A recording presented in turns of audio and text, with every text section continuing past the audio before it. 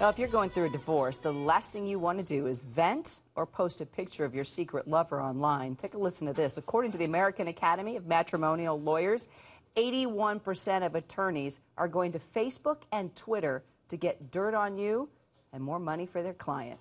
Blogger Lindsay Ferrier from CafeMom.com and Eric Payne from MakesMeWannaHoller.com know all about oversharing online. They see it every day. Maybe even they do it themselves. Lindsay, you actually wrote about a fellow blogger, linked to this, and she had some advice. Let's take a listen.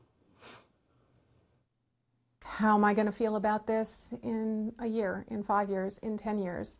How would I feel if my kid was reading this?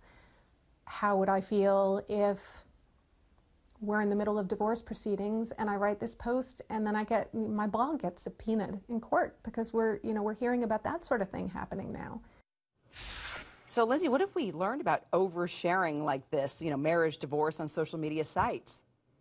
Well, I think that Eric Payne, who you just saw, does a great job on her blog of writing about divorce. She's at woulda-shoulda.com. She's written about being a single mom, about remarriage. She's done it in a very classy and eloquent way, and she's got a lot of fans because of that. But I've seen a lot of bloggers out there who have not done such a good job.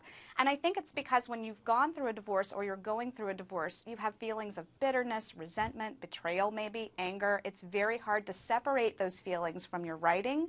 And for that reason, in general, I would say it's best to keep those details offline. If you need support, maybe join a divorce support group. Eric, what's been the reaction from your readers?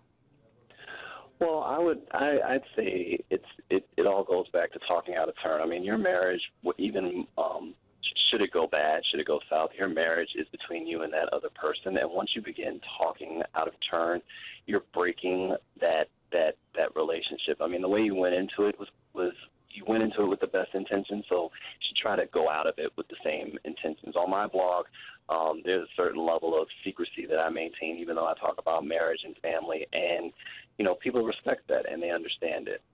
When you look at the fact, though, that 81% of these lawyers go to these online accounts, I mean, and come on, guys, these lawyers get pretty darn nasty. I mean, they look for all kinds of ways to legally blackmail you.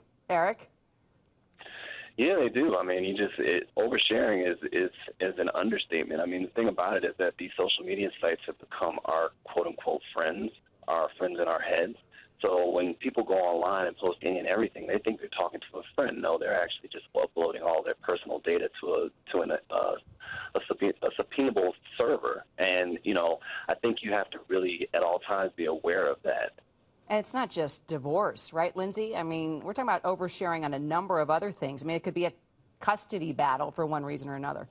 Right. One of the things that really came out when I was working on this story for Cafe Mom is that we're all guilty of writing about these bad mommy moments. They're funny. We commiserate with each other. We do it on Facebook, on our blogs. Other women chime in and say, I've been there too. It's not so bad.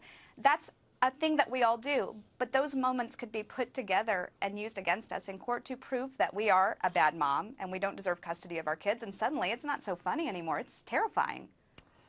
Lindsay Ferrier, thank you so much. And you can find a link to her article on divorce and oversharing at hlntv.com/RaisingAmerica. Eric Payne, thank you, from MakeMeWannaHoller.com. You always got to read what Eric's writing.